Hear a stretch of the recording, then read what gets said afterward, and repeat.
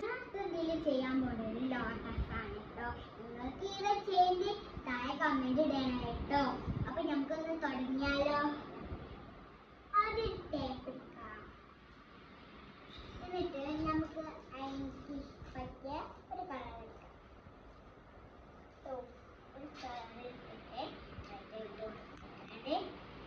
ഇങ്ങനെ ഇട്ടിട്ട് ഇങ്ങനെ ഈ ഭാഗല്ലേ അതിന്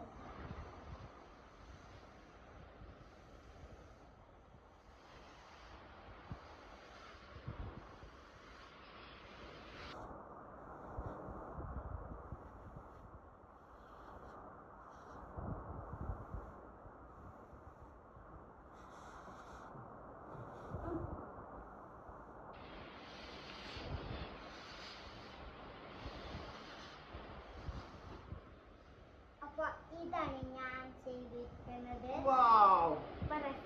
അപ്പൊ നിങ്ങൾ അടുത്തത് ഏതാ വേണ്ടി കമന്റ് ചെയ്യാൻ.